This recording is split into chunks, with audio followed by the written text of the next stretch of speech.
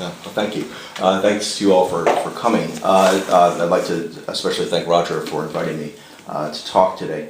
It's a great pleasure to be interrupting your lunch with a few hopefully provocative remarks about globalization. My title is Why Globalization Abhors a Vacuum: Reflections on the 2008 Economic Crisis and the Shrinking of Political Space. It's a reference to Aristotle's remark in his Physics that nature abhors a vacuum, right? Plainism. In other words, that empty space immediately acts to fill itself up. I think this is bound to a particular way of thinking about the world, nature and ontology, and I'm disinclined to agree with him about that. But I'll say a little bit more about that at the end, but not very much, because it's complicated, and I don't know much about it. Instead, I want to talk mainly about contemporary capitalist political economy. Nature may not abhor a vacuum, but globalization, it seems to me, certainly does, as a metaphor of world-making or world-becoming. It's a space that is constantly and irresistibly, inevitably growing and filling itself in, engulfing national and regional economies into bigger markets, accelerated technological change, faster communication, and a tighter web of world interdependency, all in the name of greater growth and, on balance, something like progress, including historic new possibilities for democratic advances and perhaps even maybe a global cosmopolitanism. This image of globalization tends to persist unblemished even in the aftermath of massive global financial crises. The Mexican peso crisis of '95, the Asian economic flu of '98 and '99, and the most recent global meltdown, 2008, each more dangerous to the global system than the last. According to the political economist Mark Blyth, standard models of finance hold that system-level crises like these are supposed to be exceedingly rare. They're supposed to occur something like once every 10 million years, if the models hold. Instead, they happen once or twice a decade. One reason, I think, why this image of globalism as progress, despite much evidence to the contrary, why this image persists is the worthy desire for a responsible stewardship over capitalism.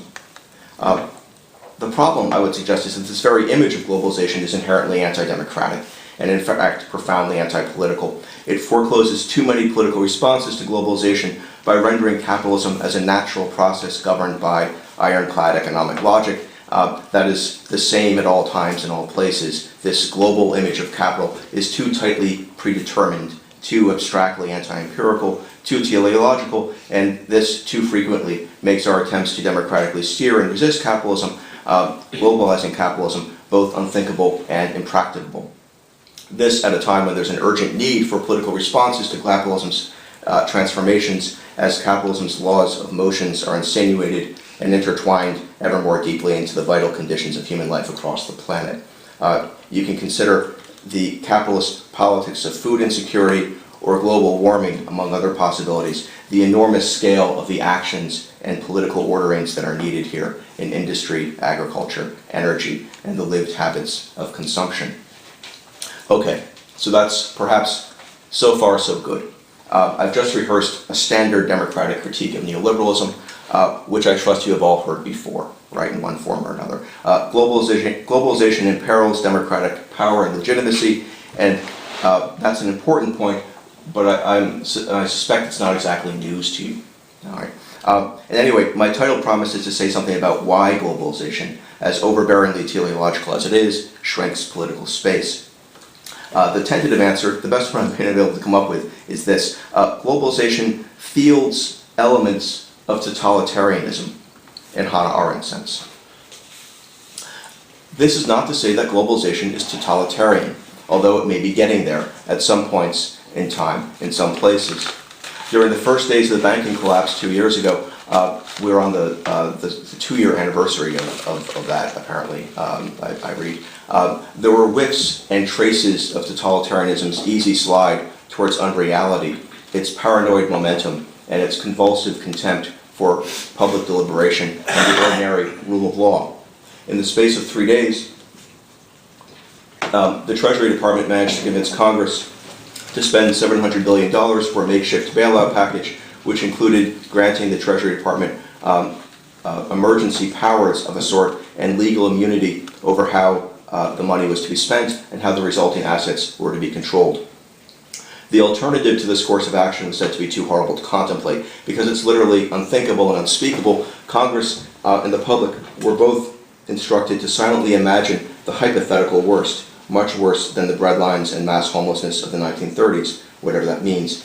3 days of backroom negotiation and zero public debate yielded the Troubled Assets Relief Program. And the tentative consensus now seems to be that it worked in some way, although no one can really specify how or why. I would argue that in the United States there continues to be a frenzied sense of unreality around the economy. This would include the technically informed incoherence of mainstream economics, which, according to Paul Krugman, can't decide whether we were in an actual depression or not, or where the bailout money went exactly, or whether and how exactly TARP contributed to an early recovery. Also included here is the paradoxical talk, now commonplace, of a jobless recovery, where double-digit unemployment might well become the new standard of normalcy. Double-digit unemployment not long ago was considered to be the threshold for legitimation crisis.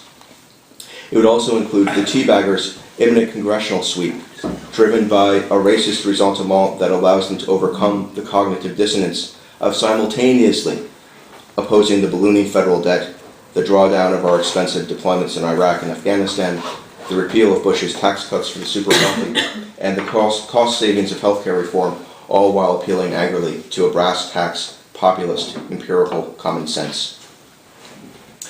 Is the globalizing United States totalitarian then? I suspect that Arendt would say no, but there are Arendtians who say maybe. One of them is Sheldon Wolin, who notes that the very variability of classic totalitarianisms, say the distance between cousins Mao and Mussolini, suggests that this form of power may mutate and travel in surprising ways. Wolin argues that there is an emergent form of totalitarianism, what he calls inverted totalitarianism, IT, that was in play in the United States during the most recent Bush administration. IT inverts the classic form by making its peace with a circumscribed constitutional democracy, managing its outcomes through an expertly deracinated political class. IT departs from the classic form by letting corporations do their thing rather than nationalizing them via corporatism. IT eschews mass repression in favor of the gently systematic cultivation of a privatized, demobilized citizenry, a demos drunk on entertainment technology and other deep practices of reality avoidance, and is therefore more insulated from the palpable pressures of empire and endless expansion. IT is like its progenitors bent on supremacy, conquest, and the globalization of its power, and is therefore, like the classic form, quite uninterested in respecting boundaries. Crucially, IT, again like the classic form, militantly disrespects the epistemological boundaries of prudence and realism, the kinds of boundaries between fact and fantasy that divide mission accomplished from unfathomable catastrophe. The Bush years then have made Wolin, quite rightly, and I think presciently, freaked out. He chillingly describes the trace outlines in available political space for an inverted U.S. style of totalitarianism. I nonetheless harbor a few doubts about its actuality in the here and now. I think a bigger worry is the role of global capitalism in his account, though. Wolin often figures globalization as an instrument of U.S. empire rather than a force that exceeds U.S. hegemony and even U.S.-style neoliberalism. But of course, America's imperial overreach does not take place in a vacuum. It is situated within a shifting array of economic forces with a growing list of emerging rivals, chiefly among them China, whose investment in the U.S. bond market made the Iraq adventure possible. I said that globalization abhors a vacuum because it fields elements of totalitarianism. The group of elements I have in mind are those of European imperialism, repurposed for an era of boundless economic integration. Arendt's Origins of Totalitarianism is of course an analytic account of totalitarianism in full bloom, but it's also a story about origins, processes, strange turns, aleatory events, and the formation of constituent elements and their anticipatory arrangements. Imperialism is one such arrangement of elements.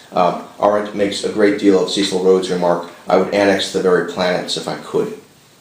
The deathly veracity of that line mirrors the peculiar spatial imagination of the expansionist nation-state, a territorial imaginary that first rigidly fixes its domestic borders and then suddenly stakes its material survival on a zero-sum game of global conquest, a hopeless one. Expansionism is Arendt's name for this thinking of power as infinite space, a space that is specially tailored for financial speculation, free trade and the laws of comparative advantage, and infinite wealth accumulation as an end in itself. The space of imperial expansion, on Arendt's account, fields capitalism within a particular range of the social, a working topography of exploitation and domination. The space is wrenched violently from the nation's political bodies, parliament, civil society, the press, and supports a colonial apparatus that is contemptuous of politics and law, preferring instead long-term emergency powers and nebulous administrative logics, the better to secure the immediate relief of troubled assets. In her preface to the Imperialism volume, Arendt sees a neo-imperialism developing between the US and the Soviet Union, an expansionism that seeks to fill the power vacuums of colonialism. She wishes that the Americans and the Russians would leave those spaces be, so that the work of national liberation, which she lukewarmly endorses, could be fielded without proxy warfares or other hegemonic gravities. She wants a different range of territorial politics. She voices a hope or two about the British Commonwealth as an alternative form of non-national sovereignty, for example.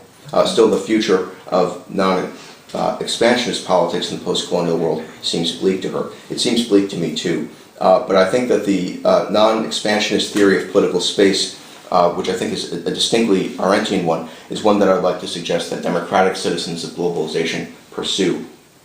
I think this would necessarily entail a different theory of capitalism, one that doesn't pursue capitalism as being a sort of convergence model in the process of unfolding, but rather a system that is as productive of divergences and dissonances and stochastic events as it is productive of convergence and integration.